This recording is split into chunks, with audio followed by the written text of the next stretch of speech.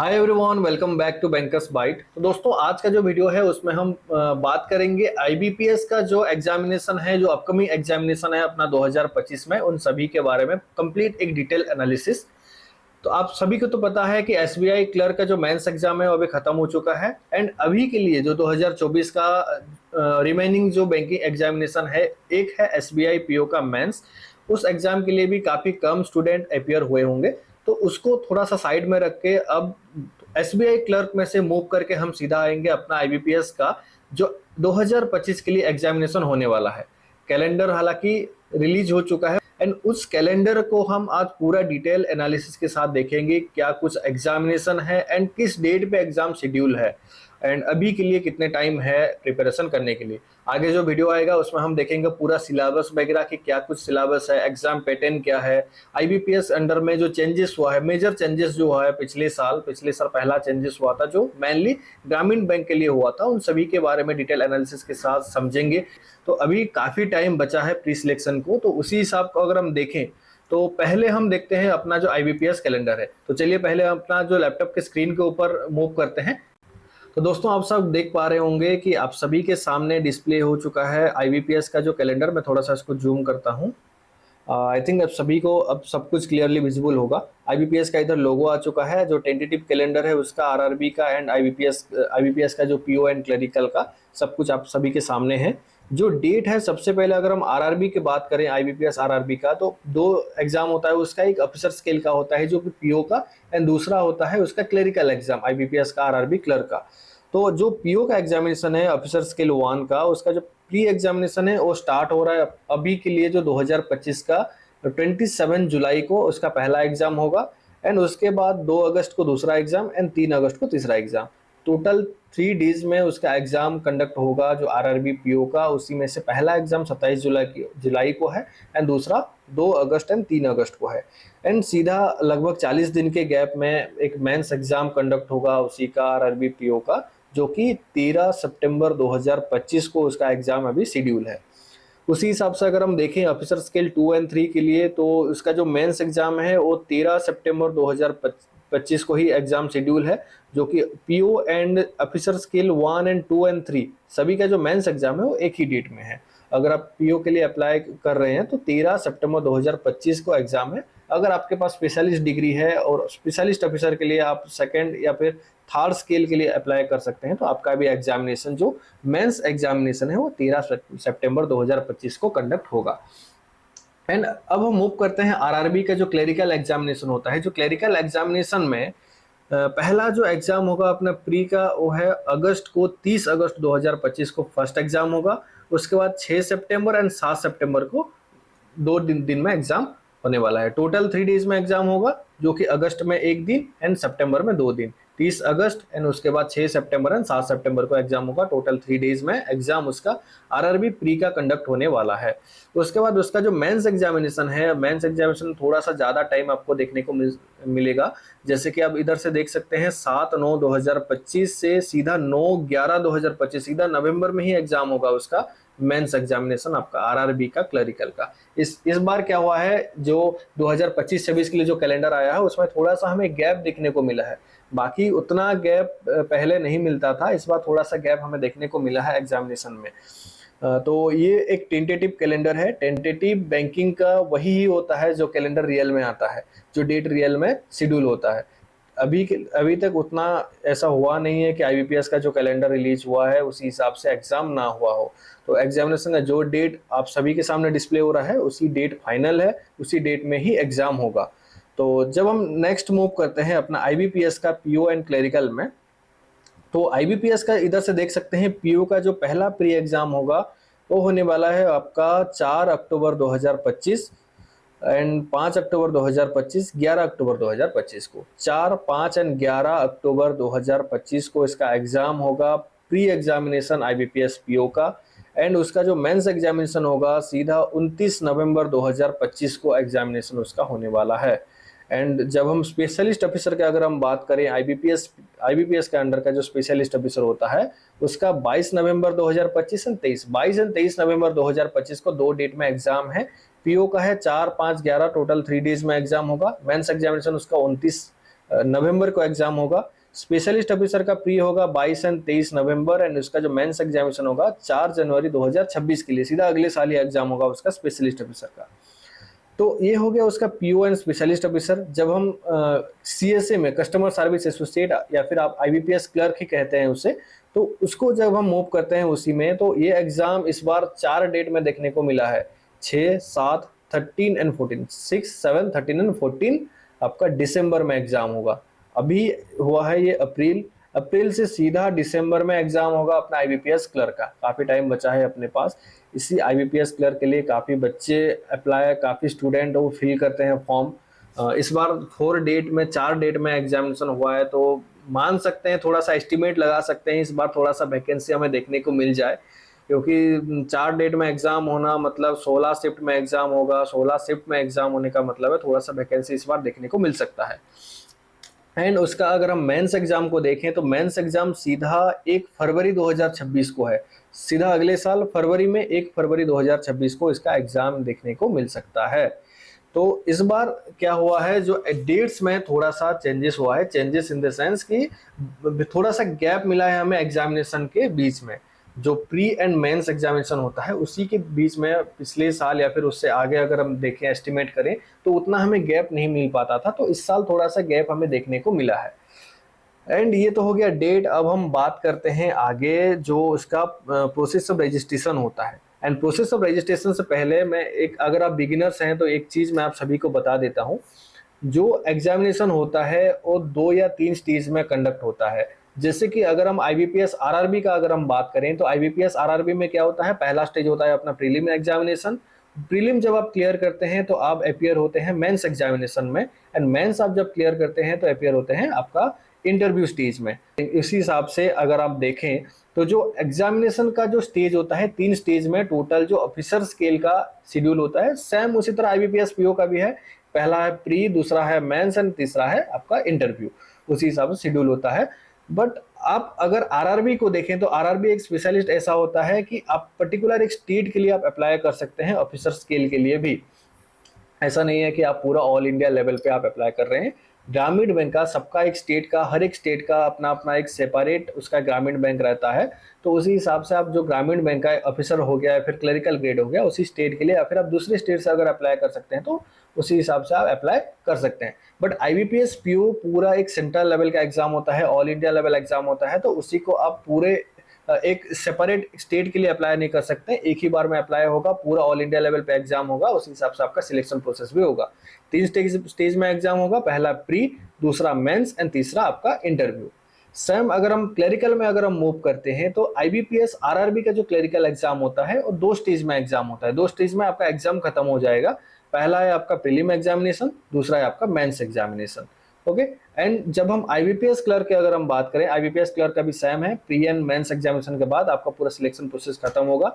But आप अगर अपने स्टेट में अप्लाई किए हैं तो आप अपने स्टेट से बाहर कोई स्टेट में अगर अप्लाई किए हैं, मान लीजिए एग्जाम्पल की तरह मैं आपको समझा देता हूँ। मैं जैसे कि उड़ीसा से बिलोंग करता हूँ, मेरे पास इधर छत्तीसगढ़ है, छत्तीसगढ़ या फिर उससे थोड़ा सा आगे जाए तो मध्य प्रदेश है। तो अगर हम 2 स्टेट जो कि छत्तीसगढ़ या फिर मध्य प्रदेश के लिए मैं अप्लाई करता हूँ, या फिर बाहर कोई भी स्टेट के लिए मैं अप्लाई करता हूँ, तो मुझे एक एलपीटी देना पड़ेगा जो कि मेंस एग्जाम के बाद होगा। खास करके क्लरिकल में ये होता है, आईबीपीएस पीओ में आपको देखने को नहीं मिलता है, क्योंकि आईबीपीएस पीओ का जो ऑल इंडिया लेवल पे एग्जामिनेशन देखने को मिलता है। तो जो क्लरिकल एग्जाम होता है, अगर आप क्लरिकल एग्जाम में बाहर कोई स्टेट से अगर आप अप्लाई किए हैं तो उसी स्टेट का जो रीजनल लैंग्वेज होता है, एलपीटी बोल के रीजनल लैंग्वेज होता है, उसी को आपको क्लियर करना होगा। बट उसमें भी एक कंडीशन होता है, अगर आप 10th तक उसी स्टेट का एक लैंग्वेज आप पढ़े हैं, जैसे कि मान लीजिए छत्तीसगढ़ का हिंदी है और मैं उड़ीसा से बिलोंग करता हूँ, तो मेरा जो लैंग्वेज है, जो मदर टंग है मेरा उड़िया है, तो उसी हिसाब से उड़िया मैं पढ़ के आया हूँ। एंड जो हिंदी है, हिंदी मैं 10th तक नहीं पढ़ा हूँ, हिंदी की जगह में संस्कृत लिया था, तो हिंदी मेरा नहीं है 10th तक। तो उसी हिसाब से मुझे प्री एंड मेंस खत्म करने के बाद अगर हम बाहर कोई स्टेट से अप्लाई करता हूं तो मुझे एक एलपीटी देना होगा उसी स्टेट का, जो उसका रीजनल लैंग्वेज होता है। छत्तीसगढ़ के लिए हिंदी है तो मुझे एक हिंदी का एक टेस्ट देना पड़ेगा, जो कि प्री एंड मेंस के बाद डीबी टाइम में उसका कंडक्ट होता है। तो उसी हिसाब से आपको एक एलपीटी देना पड़ेगा अगर आप बाहर एग्जामिनेशन बाहर कोई स्टेट में देना चाहते हैं तो। अगर नहीं दे रहे हैं तो आपका 2 स्टेज में एग्जाम है, प्री एंड मेंस में। अगर आप 10th तक उसी स्टेट का एक लैंग्वेज पढ़े हैं तो आपको एलपीटी देना नहीं पड़ेगा। आपको पूरा क्लियर होगा, प्री एंड मेंस के बाद आपका सिलेक्शन प्रोसेस कंप्लीट हो रहा होगा। एक डीबी आप डॉक्यूमेंट वेरिफिकेशन में वो एक प्रोसेस में जाता है, नहीं सिलेक्शन प्रोसेस में अलग प्रोसेस होता है अब सिलेक्शन के बाद। अब आते हैं अपना प्रोसेस ऑफ रजिस्ट्रेशन में। प्रोसेस ऑफ रजिस्ट्रेशन में जो जब फॉर्म निकलता है, जैसे कि जुलाई में मान लीजिए अपना एग्जाम है, जुलाई 27 जुलाई को पहला एग्जाम है इस साल का, तो उसी हिसाब से जो रजिस्ट्रेशन होगा वो जून में आपको देखने को मिल जाएगा। जून फर्स्ट या सेकंड वीक को आपको देखने को मिल जाएगा उसका सभी वैकेंसी वगैरह, फॉर्म फिलअप का डेट सब कुछ रिलीज हो गया होगा। वो सभी ऑनलाइन मोड पे होता है। आप अपने घर पर लैपटॉप या पीसी या फिर आपका स्मार्टफोन में आप अप्लाई कर सकते हैं, या फिर साइड में आपका गांव में या फिर शहर में कोई साइबर कैफे वगैरह है तो उसमें भी जाके आप अप्लाई कर सकते हैं। बट थोड़ा सा कुछ कंडीशन को फॉलो करना होगा जो आईबीपीएस इधर गिवन दिया है। Candidate will be required to upload the following document as per the specification given in the notification. कुछ जो स्पेसिफिकेशन दिया जाता है, कुछ कंडीशन, जैसे कि फोटोग्राफ के लिए है कि 20 केबी से 50 केबी तक पूरा क्लियरली विजिबल वाला फोटो आपको चाहिए। उसके बाद एक सिग्नेचर जो कि ब्लैक इंक में मैंडेटरी होता है, जो फॉर्म फिलअप जब आता है ना उसमें कंडीशन लिख के देता है ब्लैक इंक में। तो अगर आप ये सभी चीज़ पहले से तैयार करके रख गए होंगे ना तो आपको कोई दिक्कत नहीं होगा फॉर्म फिलअप के टाइम में। तो अगर आपके टाइम है अभी के लिए, थोड़ा सा टाइम निकाल के सभी चीज़ को थोड़ा सा कलेक्शन करके कोई फोल्डर में डाल लीजिए, आपको काफ़ी इम्प्रूव होगा, आगे काफ़ी अच्छा यूज हो जाएगा उसका। सिग्नेचर के बाद एक थंब इम्प्रेशन रिक्वायर होता है जो कि आप ब्लैक इंक या फिर ब्लू इंक से साथ कर सकते हैं। एंड उसका एक स्कैन कॉपी चाहिए हैंड रिटन डिक्लेरेशन का। जो हैंड रिटन डिक्लेरेशन का जो फॉर्मेट है वो फॉर्म फिलअप के टाइम में आपको देखने को मिलेगा। उसमें से डिक्लेरेशन का एक फॉर्मेट जब फिल भी कर रहे हैं फॉर्म ना, उसमें भी डिक्लेरेशन का फॉर्मेट मिल जाएगा। जो उसका रिक्वायरमेंट है वो 50 केबी से लेकर 100 केबी तक है। आपको फोटोग्राफ चाहिए 20 केबी से 50 केबी तक, सिग्नेचर चाहिए आपका 10 केबी से 20 केबी तक, एंड जो थंब इम्प्रेशन है वो चाहिए आपका 20 केबी से 50 केबी तक, एंड जो आपका हैंड रिटन डिक्लेरेशन होगा वो है 50 केबी से 100 केबी तक आपको चाहिए, जो कि जेपीजी फॉर्मेट में, फोटो फॉर्मेट में आपका चाहिए। पीडीएफ वगैरह में आप नहीं कर सकते, इसको आपको फोटो फॉर्मेट में ही चाहिए। एंड इस साल पिछले साल से एक इंट्रोड्यूस किया है एक नया चीज जो कि लाइव फोटोग्राफ आईबीपीएस में नया आया है। लाइव फोटोग्राफ मतलब आप जब आप फॉर्म फिलअप कर रहे होते हैं, आप एक फोटो अपलोड करते हैं अपना, जो पहला दिया है फोटो ऑफ द एप्लीकेंट, ये आप अपलोड करने के बाद एक आपका कैमरा ओपन होके आता है, आप स्मार्टफोन या फिर लैपटॉप के कैमरे हिसाब से, तो उसमें आपको एक लाइव फोटोग्राफ आपको कैप्चर करना होगा। आप अपना सेट करके फोटोग्राफ कैप्चर कर सकते हैं, तो कैप्चर करके उधर अपलोड करना होता है जो कि लाइव फोटोग्राफ होता है। तो ये जो चीज़ है लाइव फोटोग्राफ वो पिछले साल ही इंट्रोड्यूस हुआ है, तो इस साल के लिए ये कुछ नया नहीं है, पिछले साल से ये चालू है। बाकी अगर देखें डिटेल नोटिफिकेशन जैसे कि मैं बताया जुलाई एग्जाम है तो जून आसपास, जून के फर्स्ट वीक में हमें देखने को मिल जाएगा सभी वैकेंसी वगैरह एंड डिटेल नोटिफिकेशन सब कुछ आ जाएगा। बाकी जो डिक्लेरेशन में जो इंपॉर्टेंट चीज होता है, IBPS however reserve the right to change the selection process including guideline modalities stated above on the basis of administrative reason, court order, government advisories etcetera. ये चीज हमें मानना होगा यार कि आईबीपीएस के पास उस राइट्स है कि वो सिलेक्शन प्रोसेस में कोई भी चेंजेस कर सकता है। पिछले साल के एग्जाम्पल ही देख लीजिए, नोटिफिकेशन में जब नोटिफिकेशन आया क्लियरली, जब चेंजेस हुआ पैटर्न में चेंजेस हुआ इन द सेंस कि आईबीपीएस आरआरबी का सेक्शनल टाइम इंट्रोड्यूस हो गया, जो क्वांट एंड रीजनिंग के लिए एक सेपरेट टाइम वगैरह हो गया, मेंस के लिए सेपरेट टाइम आ गया। उसी में से थोड़ा सा जो चेंज कर दिया ना, पहले से कोई इन्फॉर्मेशन दे के नहीं रखा था, सडन एक उसका चेंजेस कर दिया, सिलेक्शन प्रोसेस में एक टाइम इंट्रोड्यूस कर दिया, तो उसी को हम कुछ ना कर सके, कोई भी कुछ ना कर सकता है, उसके लिए उसका राइट्स है आईबीपीएस को, अभी भी चाहे तो वो चेंज कर सकता है, तो उसको हमें ध्यान रखना होगा। मैं काफ़ी जो स्टूडेंट ऐसे भी हैं पिछले साल से मैं देख रहा हूँ, तो हाँ ये नहीं होना चाहिए था, ये क्यों हो गया, इसको हमें अपोज करना होगा, इसको इशू उठाना होगा, तो कोई फायदा नहीं है इशू करके, उसका कोई फायदा नहीं। आईबीपीएस जब चाहे अपना सिलेक्शन प्रोसेस में चेंजेस कर सकता है, तो आपका माइंड में क्लियर ये रखिए, कोई डरने का चीज़ नहीं है, क्लियर बस रखिए कि आईबीपीएस अगर चाहे तो उसका सिलेक्शन प्रोसेस में कुछ भी बदलाव कर सकता है, जो कि डिटेल नोटिफिकेशन में आपको देखने को मिल जाएगा।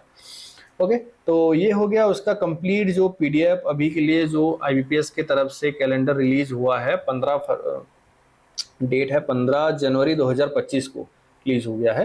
तो उसी हिसाब से ये है पूरा डिटेल एक पीडीएफ।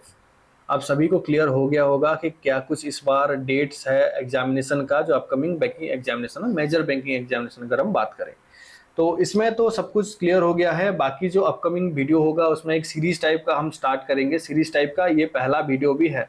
तो क्या है प्रोसेस, क्या है उसका, कैसे पैटर्न्स वगैरह क्या है एग्जामिनेशन का, जो सिलेबस है सिलेबस क्या है, कैसे करके एक सेपरेट सेक्शन को हम कैसे अपने तैयारी में ला सकते हैं, सब कुछ एक सेपरेट सेक्शन हिसाब से आएगा। जैसे क्वांटिटेटिव एप्टीट्यूड का जो ये टॉपिक है, इस टॉपिक को कैसे तैयारी करें, रीजनिंग का हो गया, करंट अफेयर का हो गया, खास करके कंप्यूटर का हो गया। कंप्यूटर में एक टीचर्स है जो मैं आगे वीडियो में सब कुछ बताऊंगा, जो आप आगे वीडियो आने वाला है उनसे पढ़िए, रिजल्ट गारंटेड है। एग्जामिनेशन में जो क्वेश्चंस है ना वो आपको देखने को मिलेगा पूरा। पिछले साल आरआरबी का एक्सपीरियंस मैं बोल रहा हूँ, काफ़ी अच्छा था रिजल्ट मेरा उसमें कंप्यूटर में। तो बाकी सही है, आप लोग बताना वीडियो कैसा लगा। पहला है जो कि ये फेस वाला वीडियो में आप सभी के सामने पूरा फेस करके पहला वाला वीडियो है। अगर अब बताना आप लोगों को वीडियो कैसा लगा, ये वाला थोड़ा सा इन्फॉर्मेटिव वीडियो है तो बिगिनर्स के लिए खास करके थोड़ा सा फोकस किया हूँ, सब कुछ समझ में आ जाए उनके लिए जो अभी तैयारी करना शुरू किए हैं बैंकिंग एग्जामिनेशन के लिए।